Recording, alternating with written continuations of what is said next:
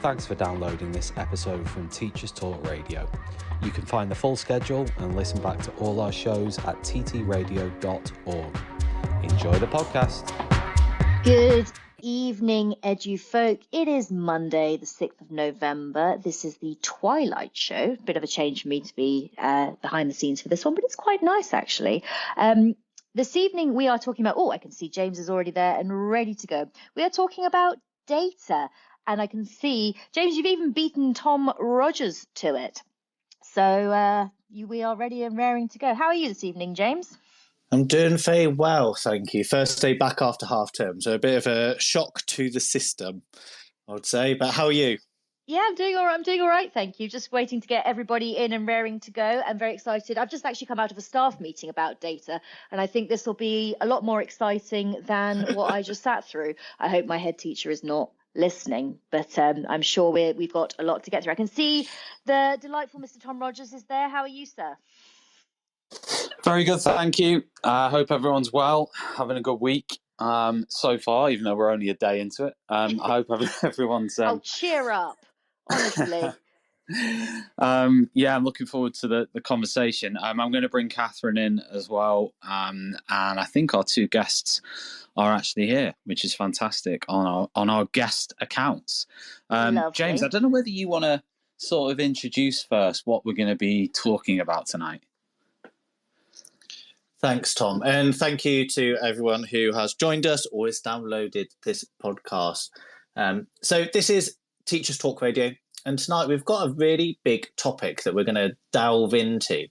And it's going to be, how can data and analytic tools be effectively integrated into education institutions to support educators? Now, it's a typically big question. And as teachers, what we have done is we're going to break that down. Now, we've got two really important guests who are going to come in from Instructure and also Canva. And I know Catherine, who's in the background, who's going to be talking, she has used this platform as well. So I'm very excited to go into this. I'm not going to do the introduction of what Instructure is and Canva. I'm going to let our guests come and do that in a minute. So Tom, is Siddharth and Daniel there on our guest account? Welcome this evening if you can hear us. Hopefully they can press. There we go. Thanks so much for having us. Happy to be here. I think you can hear me okay as well. Pleasure to be here also. Brilliant. How exciting. So let's get started.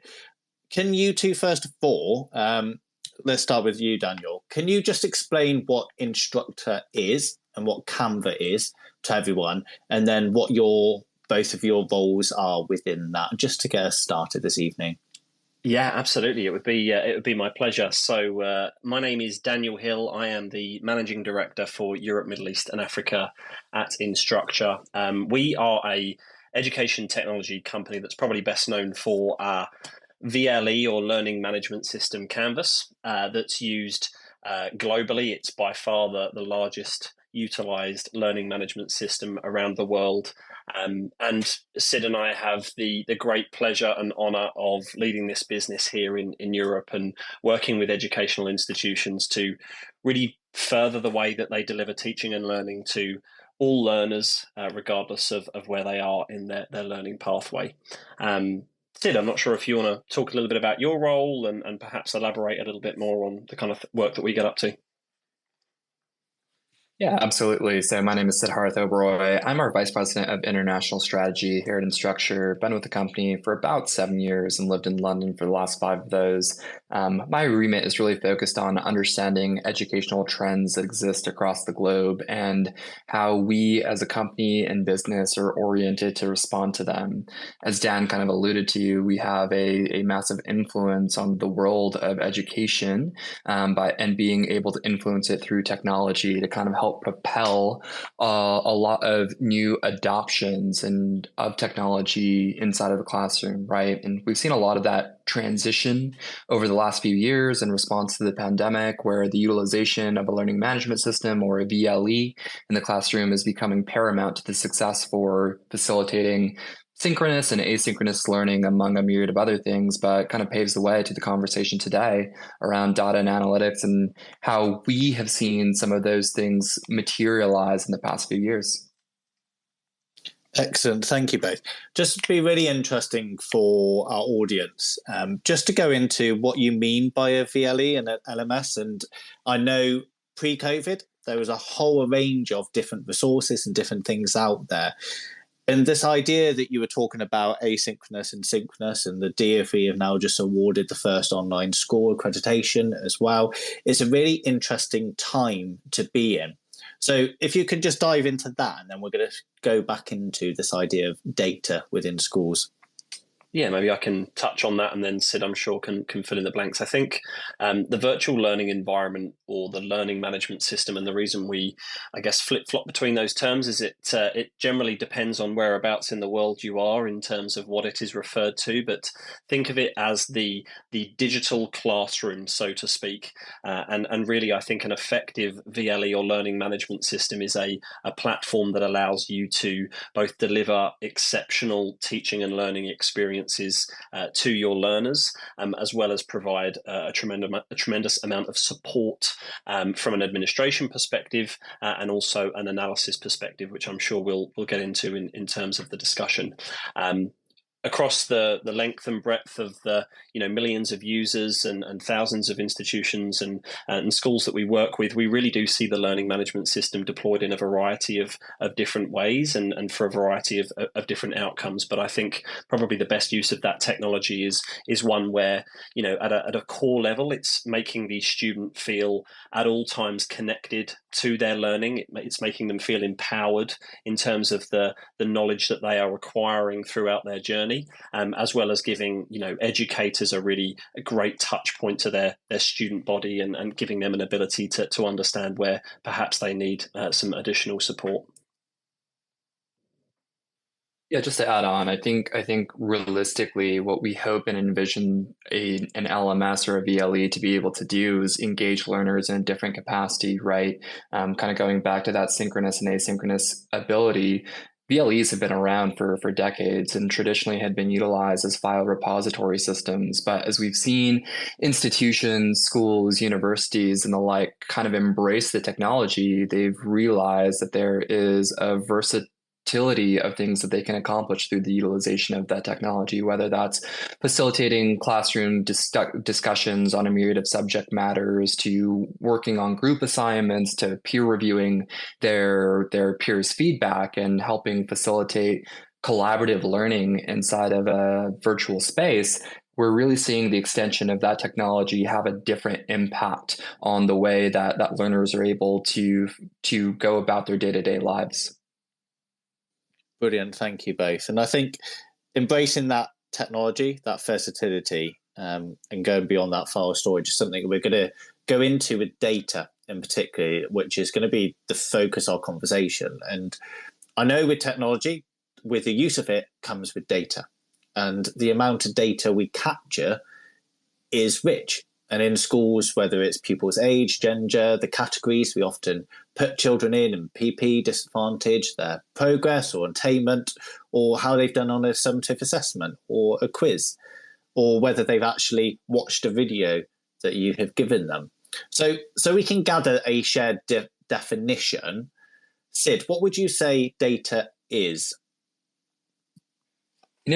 Data is vast inside of any sort of environment, right? The way that we categorize and capture data is kind of related to interactions that happen inside of the space, right? I think data is very, very interesting and controversial topic when we think about education writ large. Our commitment and our communication around data is making sure that we keep those things secure, because it can extend to personal information and the essence of the learner at the end of the day. But we try to approach it in an anonymized fashion. But in our system, there are thousands of interactions that can take place, from logging into the system to the initial clicks that they take to navigate the environment, and being able to capture the engagement of that data is what actually matters, right? And I think historically there's always this notion of, there needs to be a utilization of data, but often it's just for the sake of data rather than making it actionable. So our definition is simply capturing the environment and the interactions that exist inside of the platform. that's a really nice, concise definition there in terms of that capturing in that essence. But how do we know then, Daniel, that we're capturing the right kind of data? I think, as Sid alluded to, we can gather a lot of data. And if you think about smart technologies or even automotive, if you think about cars nowadays, how much data they're gathering in terms of that, is there a thing of too much data? And how do we know what kind of data we should be capturing then? Yeah, I think it's a really important question, and honestly is often overlooked. And I think regardless of what anyone wants to try and achieve with data and analytics, like any great project, you need to be really clear about what is it you are trying to achieve through the use of data and analytics. I'm sure all of us in education have been, given plenty of bar charts and graphs, enough to last us a lifetime. But really, what data and analysis should allow you to do is get insights on a problem and allow you to hopefully find, at least a pathway to a solution that little bit quicker. And so, I think some of the very basic steps that should be taken in any kind of data and analytics project should be very first about being clear about your intentions and objectives. Why are you trying to engage in this project? What are you hoping to achieve? Can it be measured? These are all the things that are going to be critical in any successful project. And then I think also on top of that, it's sensible to be small in terms of the way you start and try to gradually scale over time. I think that will ultimately help you to be a bit more rational in how you choose the appropriate data sets before you start that journey. Yeah, and I whenever I do these interviews and podcasts, I always write copious notes myself just to stand back and think about those bits. Now, because of where you are with a company and you have millions of points of data and everything else, beyond those traditional metrics of what I was saying about schools in terms of age, gender, and categories we often put them in, and that measurable element of progress as well, and attainment. And you were talking about the interactivity of our people watching videos, how long they are. Are there any, beyond those traditional metrics, what are some of the emerging or non-traditional data points you think actually schools should consider gathering? Because you're coming from it in a completely different perspective running a company like you are compared to what a school may do in that regard. And one of the examples, to put it into context, is, for example, on YouTube, Mr. Beast, one of the biggest YouTube stars out there, he says the first 5 seconds are the most important, and so he gathers data on different stars and different thumbnails, and so that will have a measured impact on his viewing. Or Steve Bartlett on his show, he will be in the background doing 90 different tests of the key points from his podcast to see which bites as well. So are there any emerging or non-traditional data points you think actually schools should consider gathering? I'll start with you, Sid, and then Daniel, you can add anything else in. Yeah, I mean, for us, it's really around the engagement data that's the most important and critical, right? And I think a lot of institutions and schools will define this in different ways. It can be time spent utilizing the technology itself, the amount of engagement that they're doing as it pertains to submission of assignments, engagement in discussions inside of their course, simply accessing the course, how often they're logging in, right? These are predictive indicators for a base level of understanding for how the learners are going to engage inside of that environment, right? It establishes a baseline amongst all the learners of identifying trends in performance. So if we're able to kind of define some of those metrics of, okay, this student has a greater aptitude for succeeding inside of the classroom and are able to pinpoint what those variables are, you can start to create some interesting predictive algorithms around that, right? But every institution is going to have their own approach around that, but it does kind of revolve around what your understanding is. And to Dan's earlier point, it's really setting that baseline of what are going to be the most meaningful elements to capture inside of the environment, because that will kind of feed your system moving forward. forward. And honestly, you can kind of de-identify and anonymize some of these characteristics to help set your baseline, right? I think that's kind of critical. You alluded to some of the social demographic data that you could ultimately capture, but I think it's increasingly necessary to remove some of those elements when you're creating the baseline for those algorithms to better understand how that course is designed. What are the triggers inside of the course that you could modify as an instructor or as an administrator in order to make it more compelling and to further create success inside of the classroom? Hi, Sid. It's Catherine here. I wonder if I can just follow up on something you've said, if that's okay, because full disclosure, I was a Instructure Educator of the Year 2021. Oh, congratulations. And, thank you, which I was really pleased and excited and honoured by, because essentially what I did during the pandemic, try not to sound like a crazy person, I made 160 videos for my staff in my school about how to use various Canvas functions. And obviously that was the recognition for that. But what I really liked... I think they're going to give you a job in a minute, Catherine, live on air. Just hang on at the end, Catherine, if you don't mind. Just send your LinkedIn profile, yeah? Just ping a little link there to LinkedIn. It's fine. Oh, but what I really liked about Canvas was the outcome function. And the reason I like that, I'll just explain what that is for listeners. Basically, you set like a rubric of competencies. For example, it could be key vocabulary usage or analytical language or evaluation or something like that. So what I did is I set my rubrics up for my classes assignments based on outcomes, because they collect metadata. And so what you'll get is when you've done your assessment, you've given it a score and the students received a score via the rubric by clicking on the competencies that they've demonstrated. But in the background, it's also collecting all this metadata. So you're kind of getting a RAG rating of each of your students according to their increasing competency against the outcomes that you've defined. And I used to find this absolutely invaluable, because I teach religious studies, and I as you can imagine, when you work in a large secondary school, that's a lot of kids, a lot of Key Stage 3. And then, so you've taught kids for maybe 1 or 2 terms, and you've got to write them a report. And, some of them, honestly, you struggle to pick them out of a lineup. And so having that function of that metadata in the background meant that I always felt that my reports could be really personalized and accurate, because I could just look down and say, okay, so their target, they're actually getting 15 out of 20, but they're losing marks on vocabulary, or they're getting 15 out of 20, but they're losing marks on evaluation. So I could tell the difference between the quality of a particular 15 marks based on this data that's constantly being gathered in the background. And I found that such a powerful tool that enabled me to personalize my feedback to the students, to understand them better.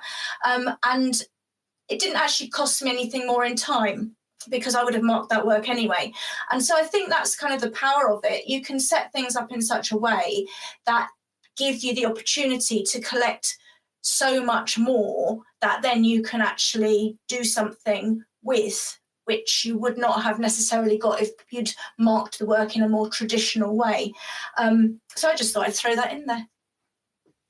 No, I love that, Catherine. And firstly, love the passion for educators like you that are diving in and utilizing the system in such creative ways. I mean, big a testament to you creating 160 videos, but I think you're spot on, right? I think the reality of it is utilizing things like outcomes or approaching things through the lens of competency-based education, extend the value that you're able to deliver, because you can start to understand where the learners are falling down in their comprehension of that outcome or skill or competency at the end of the day, right? Because you're able to align that competency to the different learning resources that you were teaching through. So you can say, hey, they understand these sub-skills. Let's use geometry as a meta skill or a meta competency but they don't necessarily understand circumference, but they do understand Pythagorean theorem. What are the resources available that you can start to intervene inside of that learner's potential, right?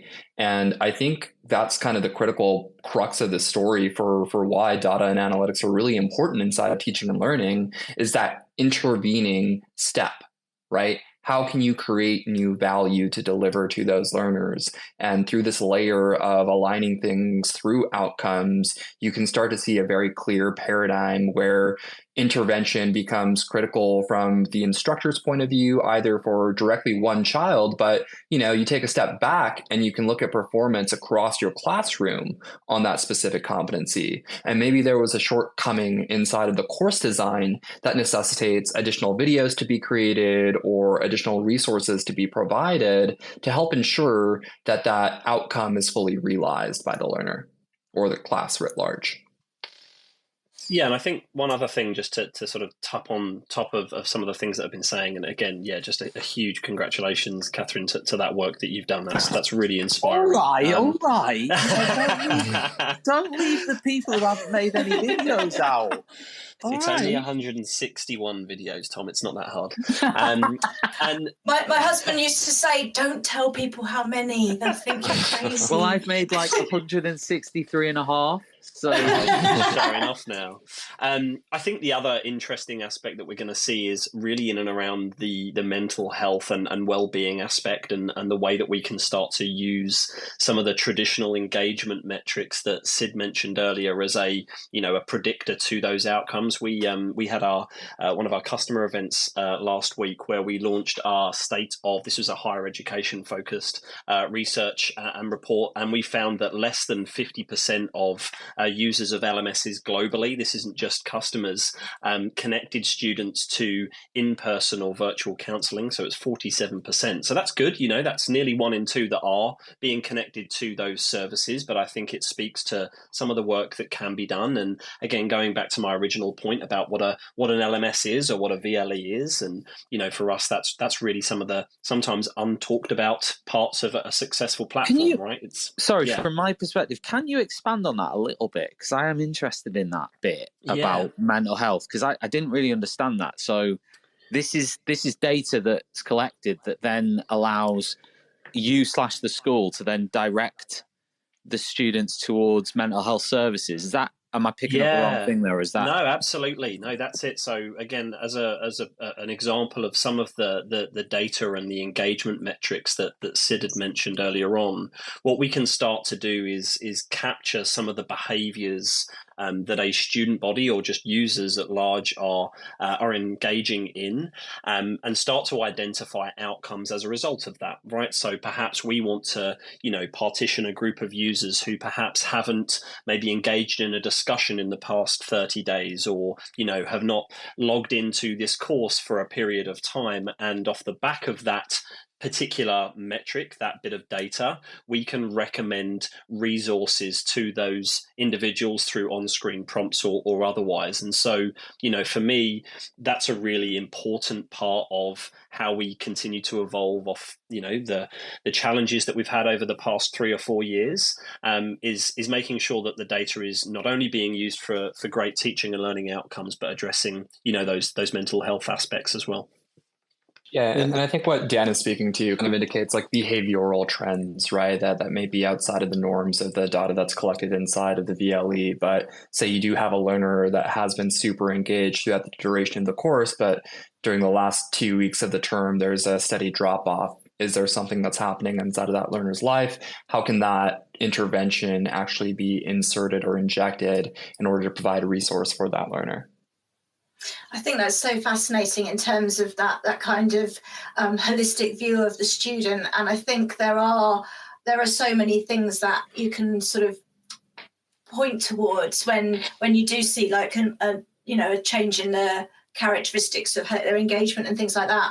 One of the things I thought was really interesting is sort of the nudge theory aspect of it, because one of the things that I always found very helpful was on the gradebook, where you can actually send an email to students which are categorized by scored above if it's say 10 out of 10, scored above 8, scored below 3, hasn't done it yet, or whatever. And so you can actually target your feedback quite quickly to groups of students, either to say well done or congratulations and things like that. And actually, if you sort of go in there and do that with a couple of days ahead of the due of the deadline, I did find that students do respond to that little nudge, and it's not, you don't wait until somebody's missed a deadline. You can actually intervene before and just help people to stay on track. How do you do you consciously put nudge theory into your systems, and what's the thinking behind all of that? Yeah, I'm loving the passion you're bringing to this, Catherine. I think you're referring to the message students who functionality, right? And that exists inside of, it exists inside of the gradebook as well as inside of the analytics dashboard. And I think that's critical to the way that we think about the world as it pertains to analytics and data, right? I mentioned this at the top, but oftentimes there's this necessity driven by administrators and facilitators of education to say, we must capture the data, we must capture the data, we must capture the data, but then there's nothing to do with that, right? So our approach has always been, it must be actionable. There must be something that you can do with it at the end of the day to help propel success, propel intervention. And we've been adding this through anytime that we bring analytics or data to the surface, we bring that in with a layer of action, right? Whether that's at the course level where an instructor is able to intervene and say, you students have not accessed this mandatory resource that must be accessed before the end of week 1. Please go view this mandatory reading or mandatory video, or whether it's at the account level, right? Earlier this year, we launched what are called account level analytics, which enable an account administrator to look at all the courses inside of their account and identify whether or not faculty or administrators, teachers or instructors have inserted a rubric, for instance, or inserted a discussion inside of the course, right? Just to look at whether or not the courses are set up in a way that are going to help the students succeed or not. So I think implementing what you're calling nudge theory is critical to ensure that action happens, right? Educators should have these tools at their disposal to be able to utilize them in more meaningful way, because then they can deliver a more enriching teaching and learning experience to those learners. Brilliant. I think there's some really interesting ideas that have been picked out of there, and especially this idea of capturing this data and making it purposeful. Because as we said at the beginning, you can capture so much data and nothing is done with it. And Tom and I have discussed this previously. Like, you can ask teachers to gather data. It can be onerous. It can take time. But actually what we should be doing is actionable data. What can we do with the results of this and those bits? So I want to go back a little bit. There was something, I think it was you said earlier, you said about anonymizing data. And is that because if you anonymize data, then you reduce the idea of human bias, and you are able then to find overall trends and patterns without actually saying, oh, there's that child, he won't be able to achieve, or he won't be able to do that, and have that element as well. What are your considerations with that? Fully. It is fully to ensure that you're removing bias inside of the classroom and removing any sort of academic or grading misconduct that can occur, right? When we look at the notion of when we're providing marks or grading different exams or assessments, it's necessary that the markers or the lecturers are able to just simply look at the body of work, not associate with a problem child or a problem student, and simply let the work speak for itself, right? I think if you have exposure to names or socio-demographic information, it can lead to unconscious bias inside of that marking process, right? And you don't want the students' prior submissions to influence the outcome of their final submission. So I think it's necessary to remove some of that information when you're looking at overall trends, to look at the way that you kind of structure your courses and the way that you may intervene inside of a classroom or intervene with students. So there are different approaches to this, but when you're aggregating the data writ large inside of a course or an account, I think it is necessary to let the work and the data speak for itself, rather than inserting a narrative that could lead you down an inappropriate or inconclusive path. And I think it's that idea of getting the data to say what it's actually showing, rather than having that preconceived idea with it in as well. And when we were talking about this predictive nature, it's if you go and see football players, or you go and see I think it was rugby, where they have the little GPS function at the back, what they're doing there is analysing the data that's coming out of that player, and they are predicting when they're going to have an injury or they're not performing at peak. And it's that comparative which is really important. And I think what is fantastic about the platform you're providing is that all the data is in one place. We keep talking about data and being purposeful, and you've alluded a little bit to the different ways of presenting that. So how do you then present some of that data, and how do you choose which data to present and how it looks in some ways, so we don't overwhelm and we make sure it is then actionable data? You know, a lot of our product decisions are guided by direct interaction with our end users, right? Whether that's faculty and staff or students directly, we really want to identify what do they need? What are the types of decisions that they're looking to make? Right. And through those conversations and through our discovery and design processes, we're able to arrive at some of those conclusions of, hey, we want to identify attendance behaviors. We want to identify assignment completion or class participation, or just whether or not they're simply viewing the videos or readings that are facilitated inside of the course. So it's really a meticulous process of understanding, hey, we're going to make some hypotheses. We're going to go test it with our users. And, you know, as a byproduct of that, we then have data that we can act on, right? Saying X number of educators believe that we need to incorporate XYZ data, and these other educators and facilitators think that we need X prime, Y prime, and Z prime data. So inserting that, we can then create a mechanism of some baseline analytics and reporting that we think are necessary, put those into the hands of educators that they can then involve themselves inside of the intervening process, right? But beyond that, we also just give institutions access to all of the data that exists, right? All of the interactions, and they can start to make their own interpolations of how that data is being utilized and what they want to do with it. It's really interesting. And I'm just going to ask a question, because my experience of being the person in a school that's actually been the Canvas champion, and it's which I was absolutely brilliant. But I've met a lot of teachers in my life who would call themselves technophobes, and I'm reminded of a cartoon where there's like two people there, and one person's like digging a hole, and someone comes along and says, "Would you like the shovel to help dig your hole?" And the other person says, "No, thank you. I've got this teaspoon."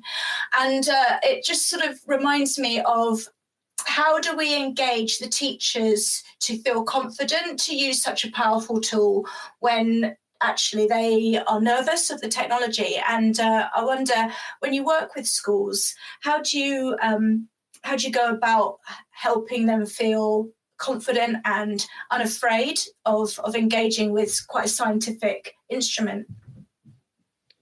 Yeah, I think one of the things that we really focus on with all of the projects that we're involved in is there's a certain degree of, I guess, data literacy that we try and impart on the people that are partnering with us. And again, we're very deliberate about that idea of, understanding the challenges or the issues that may be causing this data analysis project to start, right? And, I think one of the regular things that's coming up at the moment is around, there's some funding challenges in a variety of different educational environments. And so what that allows us to do, even, for example, example, in a further education environment, is allow those institutions to ensure that those students that on which their learning moments, their funding is relied upon, we're able to ensure that those learners stay engaged throughout that process. So we're really deliberate in taking a very measured approach to the way that we introduce these projects. And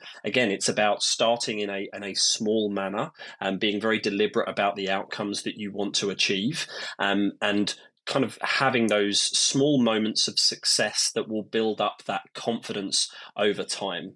And Sid's mentioned a great example of that Message Students Who feature. And again, Catherine, you've mentioned you're familiar with that. That's a really great way that an educator, a teacher can go away and say, hey, I'm using some really great analytics here to improve my pedagogy. And if I can do that, why can't I do something else? Why can't I look at the engagement data? Why can't I, even get to a point where I propose some more sophisticated data sets? Have you got some examples of teachers who have reached out with you and said, actually, this data has transformed my teaching? Because you've used a phrase there about pedagogy, and I think pedagogy has to be at the heart of what we do. So, for example, it could be engagement, and you said, actually, they've presented something differently, or they presented it front-loaded, or other elements as well. But have you got some stories there, a bit more concrete, to share with our listeners in terms of what teachers have brought to you, and actually it's made you sat back and think, oh, okay, that's a really interesting way that teachers taken it and looked at what we've given them?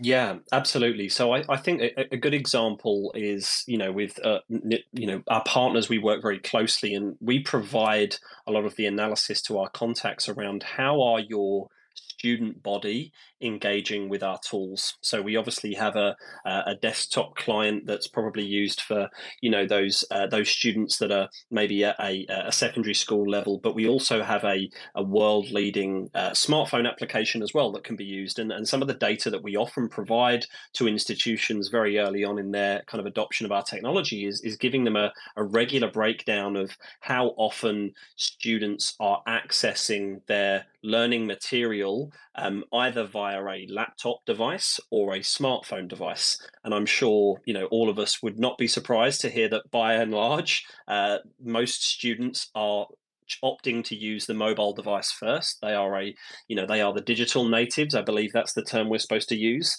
And so as a result, what that institution took away from that is, well, if a learner is going to engage with this learning content via a mobile phone, I need to really think about those ways in which I'm talking to that student. I can't have reams of text, or I can't have, lots of lists of items, because that's going to get it's going to be a negative experience for that student. And so we were able to work with that institution on how do they embrace video content, how do they embrace conditional releasing of content based on maybe some summative or formative assessment processes that they're undergoing. And so that's just a small way in which, again, a small set of data, which is how many students are accessing the app versus the laptop, is able to actually inform a pedagogical decision. I think another excellent example of that, Daniel, is the utilization of one of our video engagement tools called Canvas Studio. Canvas Studio is able to provide data and analytics around when and how students are watching the video lectures that are presented inside of the classroom. So you can actually understand when students are dropping off. As Daniel's alluded to, with this digitally native generation that we're engaging with, we've also noted trends associated with declining attention spans, right? So when a lecturer or an instructor is uploading a video or a lecture that is 45 minutes, we can clearly see the drop off of those learners not necessarily engaging with that material for that entire 45 or 1 hour lecture, right? And I've spoken with a number of educators that have said it's been remarkable and transformed my understanding of how I upload content into into the virtual learning environment, and how I need to break apart that 45-minute video into 5-minute chunks and segments, right? And cover it topic by topic. So you can see how that starts to transform the pedagogical undertaking from an instructor or a lecturer of how they're delivering that content to ensure the students are actively engaged with it and moving on in a piecemeal fashion rather than trying to drop this 45 to 60-minute lecture on them. And just to tie up that point, I think that's another important part for us is, that can be a disappointing moment for an educator. They think, oh, wow, my students aren't listening to that 42-minute video that I put together. That's disappointing. It's that moment of realization when we say the content is great, but, we are all creatures of habit. And, certainly those digital natives, to Sid's point, those attention spans are dropping. And it's, we believe, our job to help coach, and champion those educators into the ways that they can maybe perhaps break that video up into smaller chunks for a better student experience. So from your experience then, and to give our listeners a little bit of concrete idea about how you'd use Canva in terms of that. So you have the video element of it, and Catherine, feel free to butt in on this bit, because I know you've used it extensively in the classroom and only made 160 videos, not many really. Sorry, I had to get it again. But what have you seen to make effective lesson delivery, or activities or sequences or courses delivery online in the digital realm?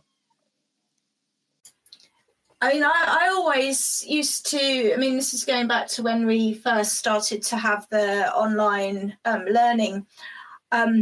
I always try to give my instructions for the task in maybe 2 or 3 ways, one of which would be written instructions, one of which might be some kind of infographic, and one of which would be a video of me saying what I wanted them to do. And I felt that it's really important to have a relationship with your students in a digital fashion. So there are functions where you can record a little 2-minute video or whatever. You can record them of any length, but you can just do a piece to camera, which is, good morning, year 8. Today we're going to be learning about the Good Samaritan, or whatever it was. And they would see your happy smiling face, and they know this is my teacher, and they can, they can watch it whenever they like, but it's their, you're greeting them at the door. And so I used to like to try and do that. But equally, so, they can read it, but they can also see your face and hear your voice and so on. But equally, when you're giving feedback, there's the function to be able to actually give that feedback via a voice note or, again, a little face-to-face. So I found that really, really good function, because I think when you're dealing with student learners in a digital space, it can become a bit impersonal. And I do think it's important for them to know who you are, who they're talking to, where it's all going, and to have some kind of feedback, because I feel sometimes students feel that their work, especially if it's ungraded work, might just be going into the void, and it's good to have somebody at the other end going, good job, really, really enjoyed that, well done, have you thought about this? And the fact that you can do that via a little video, I felt was a really powerful feature, because it personalizes that relationship, but it doesn't force it to be sort of in real time. It doesn't force it to be synchronous. It can all be done asynchronously as well, while retaining that personal touch. So yeah, that's what I think about that. I think you're spot on, Catherine. I think providing feedback really does enable that engagement. But I would say some 3 disciplines that I like to encourage educators to do is one, setting expectations at the beginning of the course of how that's going to be structured, right? And as Catherine kind of alluded to, multimedia engagement is a great way to get those learners enabled. Number 2 is enabling collaboration inside of the course, right? Enabling them to interact with their peers, enabling real discussions to occur inside of the classroom or in an online environment, right? Whether that's setting up group breakout sessions or group projects, or group discussions where they're actually analyzing the material that they're set up to accomplish inside of the course. And then lastly is yes, that multimodality of providing feedback for those learners and letting them assess themselves as well as assessing their peers, right? So they can start to internalize the outcomes or skills that they're gaining throughout the duration of the course. Yeah, and I really like one of the features that's in there as well about a graded discussion. And one of the things that I used to do to encourage that discursive element between the students was I actually used to give them, as I've already said, my outcomes of, key vocabulary, analysis, synthesis, evaluation, and whatever it might be. But I also used to put in there something about discussion engagement. So students really, in order to do well on the assignment, they had to comment on somebody else's submission. And because it was a graded assignment, it siphons off an individual's contribution to a discussion that you can actually see without having to kind of wade through the whole thing.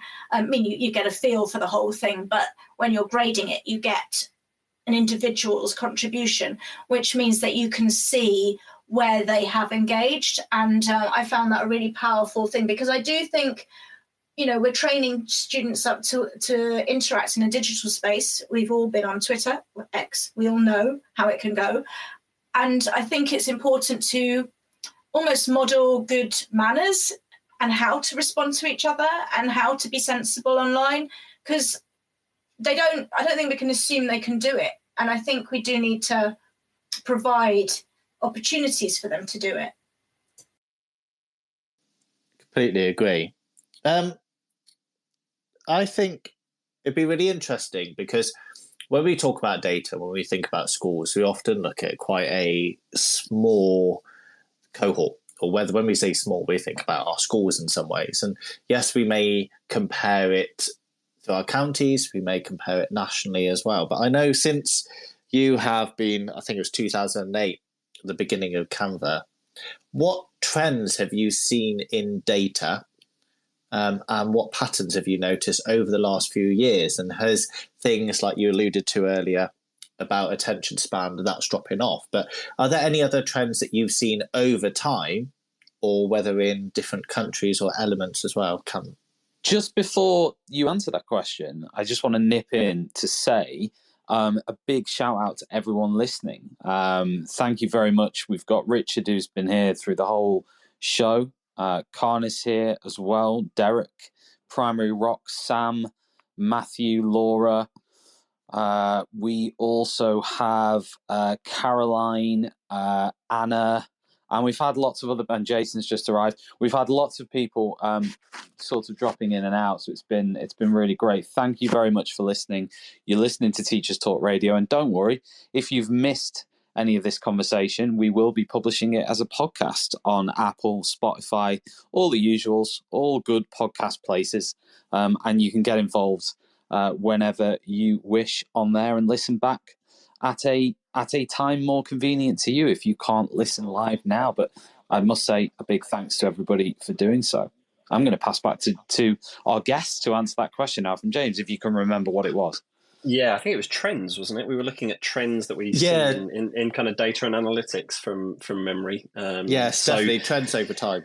Yeah, absolutely. So we made it nearly 47 minutes before AI was mentioned, but here I am with AI bingo. So for those of you that had the AI bingo card, you can stamp it at now 48 minutes. I think the augmentation of AI into data sets is going to be a trend that we will see more and more of, right? So I think we're going to see AI start to do light interrogation of that data. It's going to start prompting, a user to perhaps dig deeper into certain trends or models, or even start to, suggest insights around some data sets that are there. So I think we're only going to see that grow over time with the way that AI can do some of the heavy lifting there.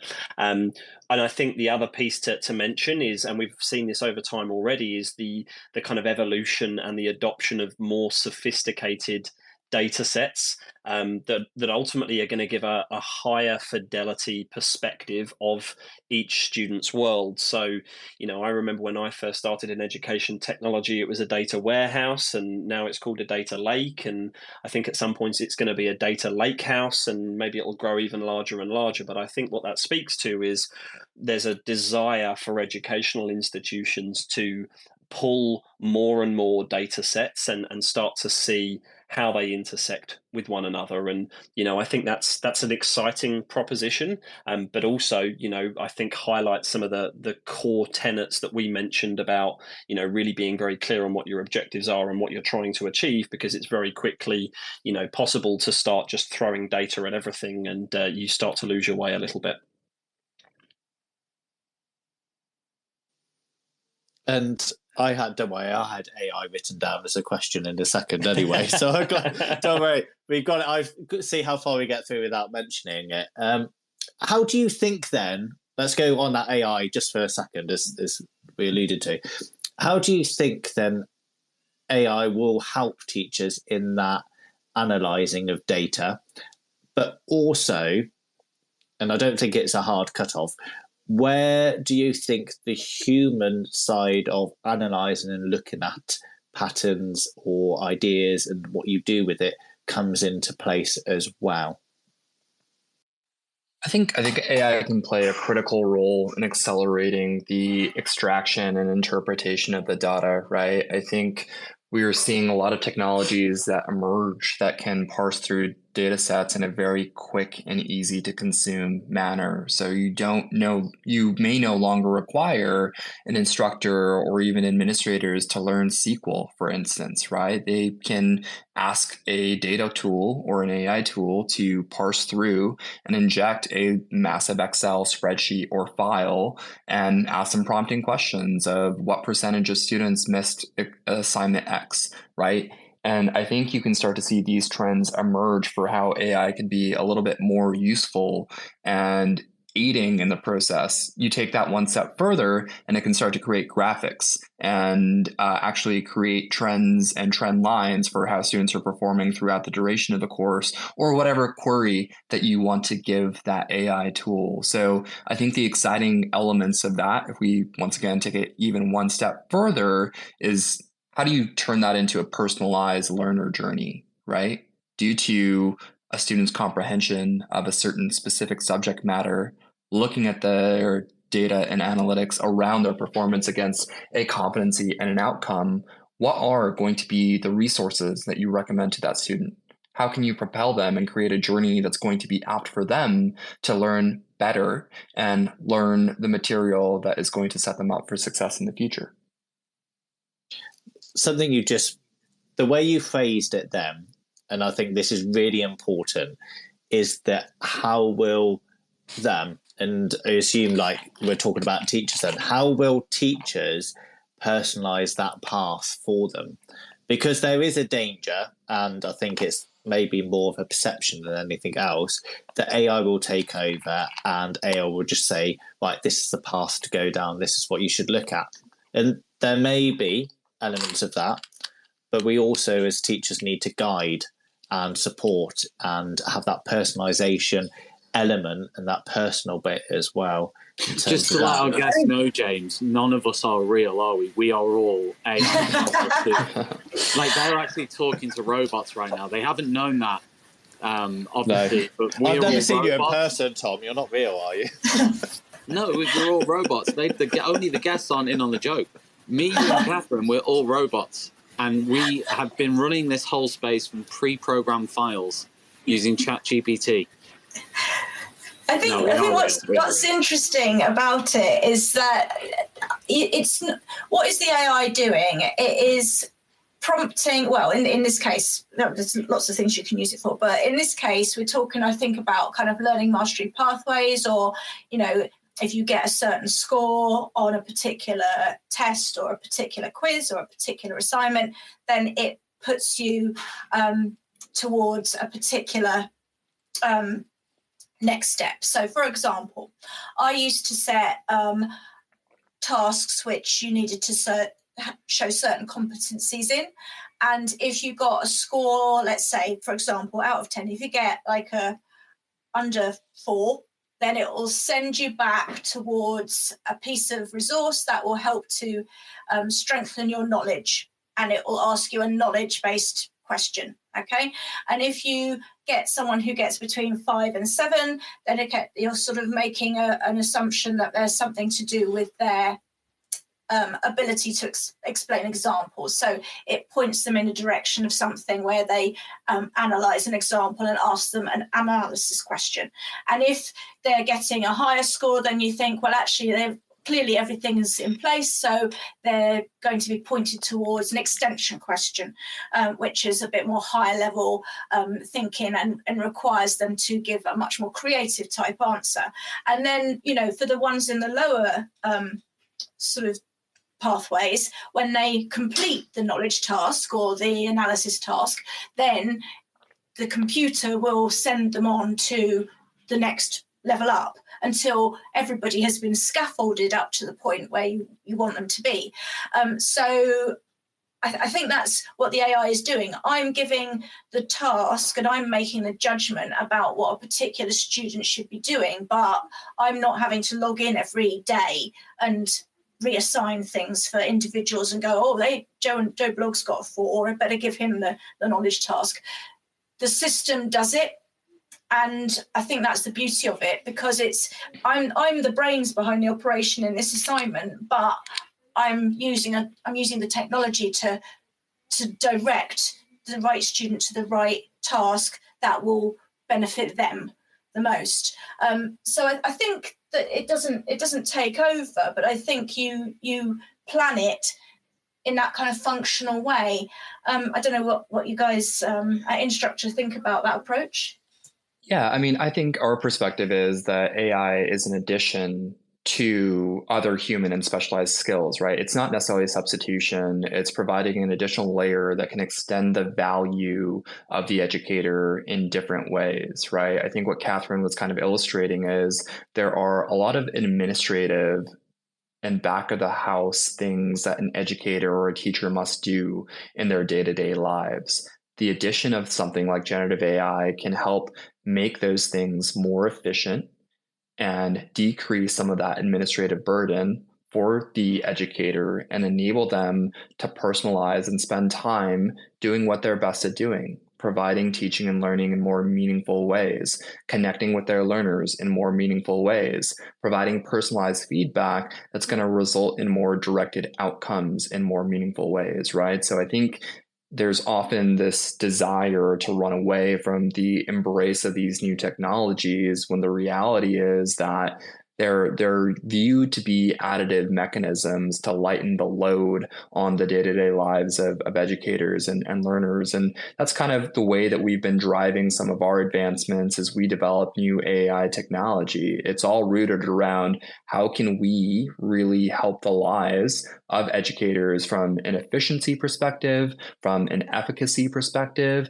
and how will that result in improving and enhancing student success?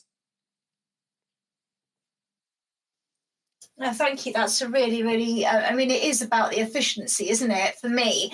And just, that kind of leads into a discussion about performativity, because one of the issues that I encountered with schools, the amount of times a teacher has said to me, okay, so I set it up and they fill in the document and they fill in the quiz. And then what?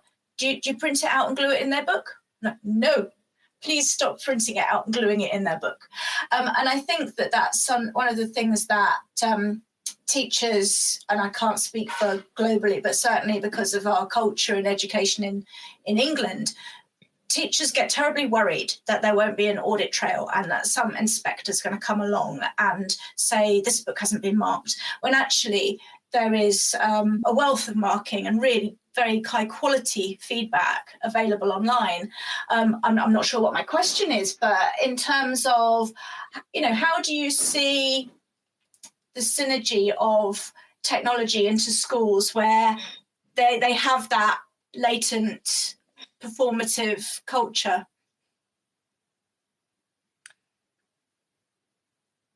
Yeah, I think it revolves around how are you able to provide and clearly demonstrate the outcomes that students and schools are really anticipating, right? If we look and analyze what performativity means, it's broadening outside of some of those procedural policies that exist, right? And actually enabling a system that is entrenched in the pedagogy that the school ultimately embraces that can then result in student outcomes at the end of the day. I think there is too much of this tie up, as you kind of allude to, Catherine, around some of the concerns from regulatory bodies that come in. That's not to say that there shouldn't be an audit trail, because there certainly should, and that's kind of the use of technology that can help implement that. But it's then, how do you extend beyond some of those red tape issues and extend the value of the educator to enable that performativity in the future?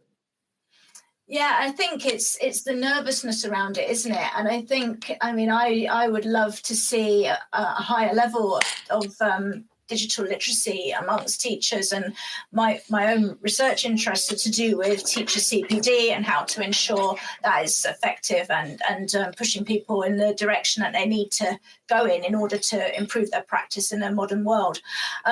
So yeah, it's an interesting one, and one I think that is going to continue to be something that we need to revisit and upskill people and train people on in the coming years, to really make the most of this platform and other digital learning devices and opportunities.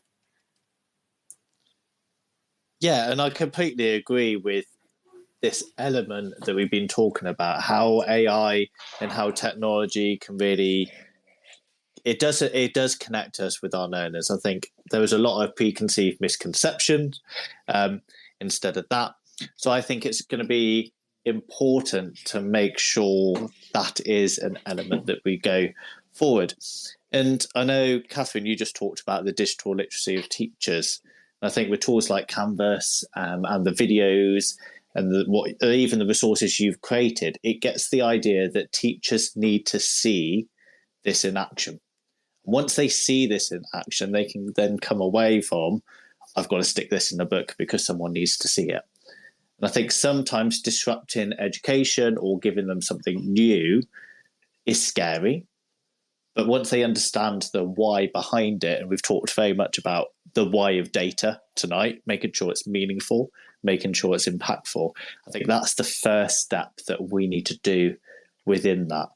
And so my question then would be, how would you start to integrate a tool like Canvas within schools and platforms, and what would your suggestions be? Yeah, I think one of the key things that we like to try and engage in with schools that are looking to adopt Canvas is we really try and engage with those groups or those educators that tend to be the ones to stick their hands up and embrace new approaches and embrace new technology. And we really spend a lot of time with those individuals to get a lay of the land in terms of how the school operates, what are the measures through which success is going to be deemed, and we start to build what we would call a group of champions internally. I think one of the biggest things that we're very clear on is the idea of change management and how we make educators and any stakeholder group in a school feel comfortable with the notion of change. We as human beings don't like change, and so it's important that before we even get to the technology piece is that we address some of the the emotions that are going to come about when people think about change. So that's probably the first thing, is we spend a lot of time with those champions and we try to create some really positive experiences. And what we often see is it creates that kind of approach of where other individuals in the school will start to look over the fence and see some of the outcomes that are being generated with this new technology, and you create a magnetic effect of people wanting to embrace the change as opposed to feeling like it's forced upon them. So for us, it's about identifying that really small key group that we can iterate and spend a lot of time on and build a successful model with the school.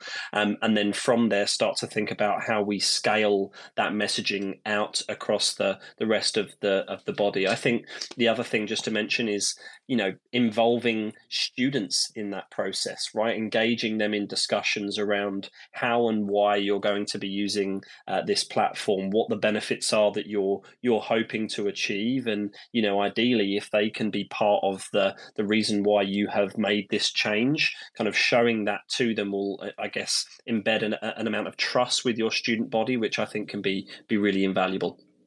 I know we've still got a few great questions left, but just before we move on to those, I have tried and tested this myself at instructure.com/try-canvas. You can set up, and you'll have to correct me if I'm wrong here, this is what I did. I set up a free account. I got the demo where it says get a demo. And then with that demo, I've been able to create some assignments, some quizzes, video conferences. I've done a bit of integrating with some third-party applications that I use. I've only been in there for an hour or so, but it seems really seamless, really nice. It's not something I'd come across before this, so it was really nice for me to sort of explore that. So yeah, if anyone else is interested, I just went to instructure.com/try-canvas. I'm sure we'll say that at the end anyway, but I thought it would be a good point for me to come in and say that.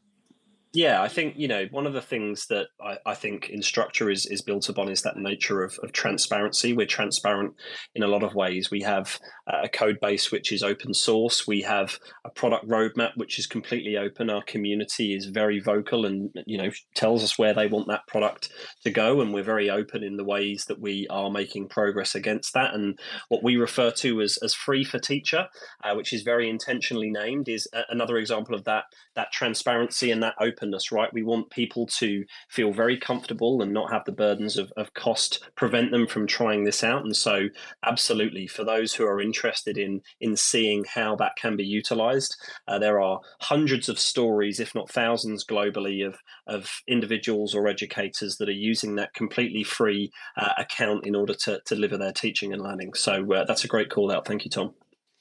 Oh, it's brilliant. I as I said, I didn't know about the Canvas free for teacher accounts before sort of putting together this show with you guys. So that was great. So yeah, those are my little 2 pennies. And the other thing as well, which hasn't been mentioned yet, is the Commons feature, which is so helpful because one of the things that obviously teachers are very time poor, and you might be a history teacher, or you might be PRE or whatever it is, or a physics teacher, and you think, I'm going to make myself a quiz. But if you go in the Commons, there's all kinds of other resources that other teachers have already created, and you can go in and you can have a look around, you can search on key terms, and you can find things that have been created in the community.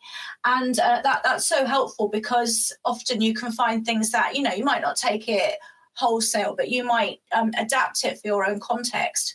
And so I think that community element of the platform is really powerful as well. So I just wanted to mention that. It's not really a question, but it's a really good feature. And I think it's one that teachers can go, okay, so I might actually find resources that exist rather than have to create everything from scratch.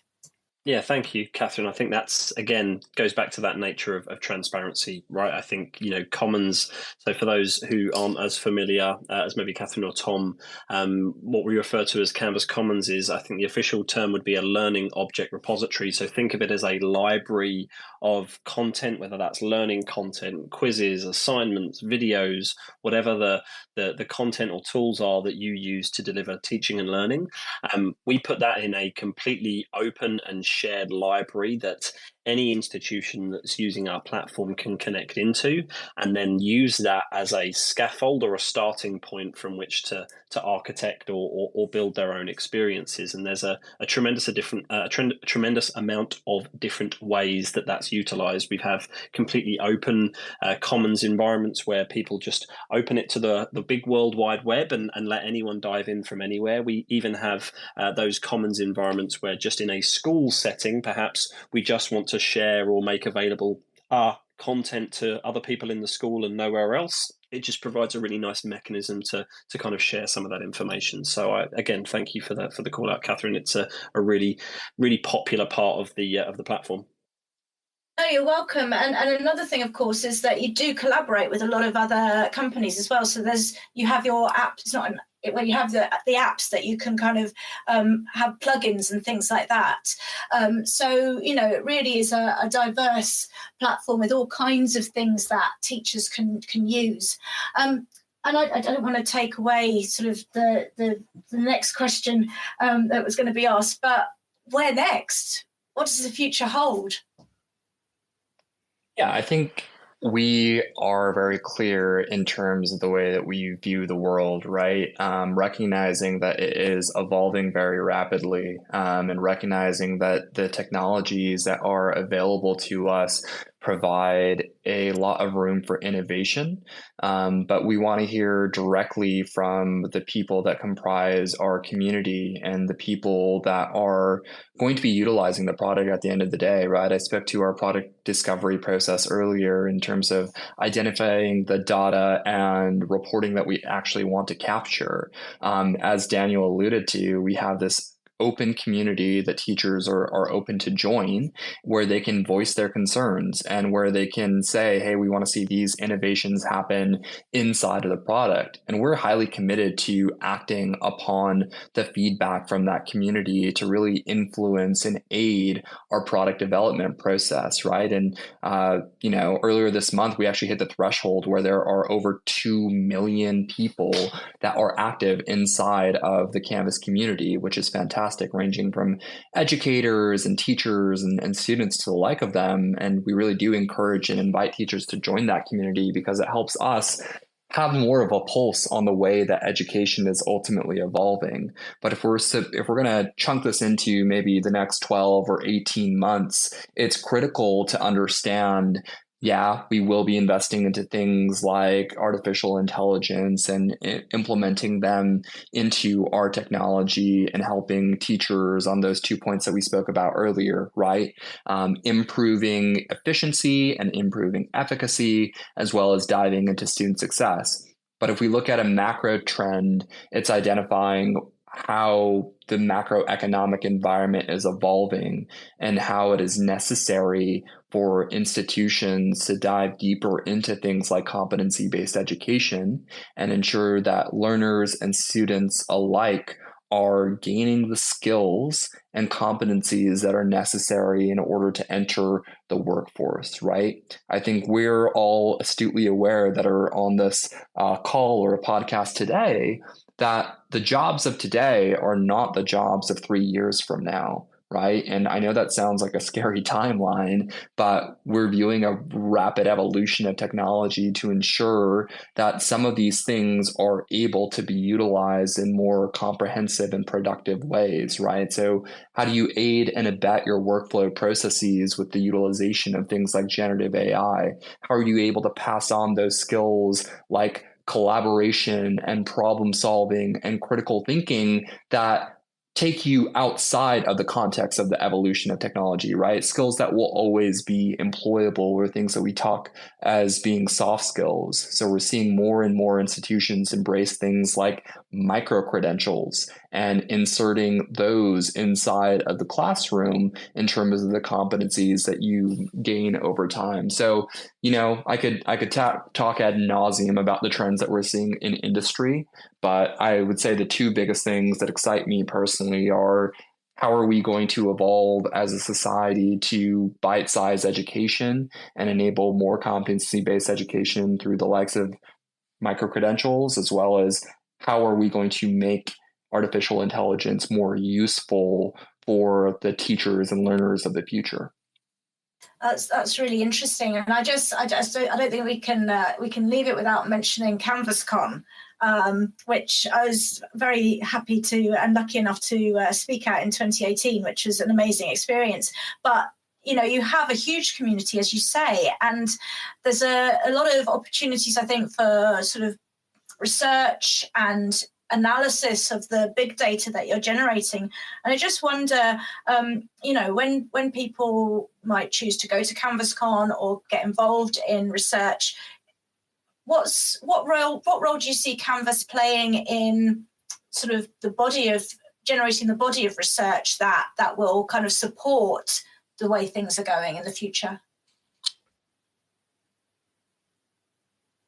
Yeah, maybe I can touch on that. I think, certainly we like to think of ourselves as more a partner to the institutions that we work with versus just that technology provider. And I think that speaks to what you're talking about there, Catherine, is, one of the benefits that we have of our scale is that we are able to observe at a macro level some of the trends that are going on globally. And we believe it's our responsibility to prepare those schools, those institutions that are working with us, to prepare them for the future, right? To prepare them for, the transformational state that education we believe will be in 5 to 10 years. And so the activities that we undertake is, we undertake a huge amount of research globally and locally. We recently announced launched, as I say, our 2023 state of higher education research. We also launched some research early in the year around 100 student voices for our Irish community, and speaking to some of the regional themes or the regional insights that student body are sharing, so that all educational institutions can benefit and hope to prepare from those. I think it also harkens back to the relationship we have with our community. As I say, we had our own Canvas Connect event in Liverpool last week, where we had upwards of 170 different institutions make their way up for a day full of professional development and learning outside of the technology and more around pedagogy. And so, for us, that's what's being a great partner. We don't want to just talk to you about the learning management or system or virtual learning environment that you're using. We want to talk to you about, how you can ensure you are in a position to thrive in the future of education. Thank you. I think before everyone goes off and goes to instructure.com/try-canvas themselves and have a look at this, I know there's a whole wealth of videos and support you've got on your website in terms of that as well. I just kind of want to do a little bit of sum up, and then I want both of you to think about any words of wisdom you want to leave our audience with, because tonight we've talked a whole host. We've talked about data, making sure it's purposeful, making sure it's actionable, making sure we identify those trends, even whether they're behavior, and actually look at their mental health aspect and give them a nudge into those bits. There are large sums of data, but also we can really personalize that and make sure the teachers are in control and they can support that. And I think it'd be really interesting how Canvas and Instructure work with this idea of purposeful AI and involving those competencies for the future and what bite-sized education could look. And I think your blurb on your website, which says deliver dynamic learning experiences to every student everywhere and taking teaching and learning to the next level, really does sum up the conversation we've had tonight. And I've really enjoyed listening to both of you, Daniel and Sid, talk about Canvas. But so before we go, Daniel, do you want to start? What's that one thing you want teachers to take away from this conversation, or something you want them to think about in the future? Well, I think firstly, thank you, James, Tom, Catherine, everyone involved with the session. Before I leave, it would be remiss of me not to say these are fantastic discussions, and always go away from discussions like this feeling so empowered and proud of the community of educators that exists here in the UK, across Europe and globally. So thank you for organising this and encouraging Sid and I to attend. It's a great honour. I think from my perspective, I think we've touched on AI a little bit, and certainly as part of the conversations I have with a lot of educators, and I think you mentioned this, James, there's a degree of nervousness about how is AI going to supplement or in some way replace an educator's role. I'd give educators a tremendous amount of confidence and say that ultimately, remind yourself of what being a good human is, because AI is never going to be able to replicate that. And I think back to some of the great interactions that I've had with teachers and educators over my lifetime. It wasn't because they analyzed me really well or provided, a great moment of, hey, if I'd have learned this in this way. It was a human moment that I had with that educator that ultimately gave me the confidence to grow as an individual and, perhaps take on a challenge or, acquire a different piece of knowledge. And I think that's actually a really exciting part of AI, is it actually increases the value of what makes us humans. And so I'd encourage every educator globally to not worry about, what AI can do, and in fact, be more proud of what it is that humans can do and technology can't. So maybe a bit big and a big macro, but hopefully that's valuable. In a similar vein, and maybe running a little in the opposite direction even, I think it's necessary to recognize that it can be very scary to embrace technology, and technology can be very unsettling at times for a myriad of the reasons that we've discussed today. However, with embracing it, there can be a lot of innovation that happens on a day-to-day basis, right? We run away from technology. We were able to embrace things like the calculator in the 1970s and the internet in the 1980s, and recognize that those were not things that were going to be inserted into the classroom immediately. And we fought those for a number of decades until today, where we can't imagine our worlds without them, right? I think similarly, when we look at disruptive technologies like AI, they can be scary, but if we're able to embrace them and understand their practical use in the day-to-day, I think that can be of tremendous benefit to educators, right? And if we're able to unpack that and view how we can utilize those skills to really empower learners to be successful, and when we think about the outcomes for how educators and education is ultimately constructed, is to benefit society in a greater value, I think that's where we can really start to see some innovative change, right? I think the benefits of what these technologies can do to remove the administrative barriers to embrace innovation in things like climate technology or green technology or health technology are where things get really exciting for a future where we can unpack that. Thanks so much. Wow, it's been an amazing conversation tonight about data. Thank you very much to everybody who's listened in live. If you've clicked play on the listen back and you've got this far, we appreciate you. Thank you very much, and we hope you've enjoyed it as much as we have. We've had a few laughs along the way. It's been great. On a serious note, if you would be interested in sort of finding out more about what we've been discussing here, not just in terms of data in schools in general, but in terms of Canvas by Instructure, then you can visit instructure.com /try Canvas, or just start at instructure.com. You can grab a free teacher account, or what's called a free for teacher account. You can sign up there. It takes literally about 20 seconds to sign up and get yourself a free demo, which you can then try out all the tools that Canvas provides. This has been Teachers Talk Radio. This is going to be available as a podcast to download as well. Just want to give a massive shout out to all our listeners live, but especially our guests. Have you enjoyed your time this evening on TTR? We hope so. Absolutely. This was amazing. Thanks for having us. Thank you for having us. And Catherine, Brilliant. Thank you. Stay on at the end. Like I said, we're going to try and have a chat with you and how wonderful you are. Catherine has achieved her objective of another job before before the show had ended.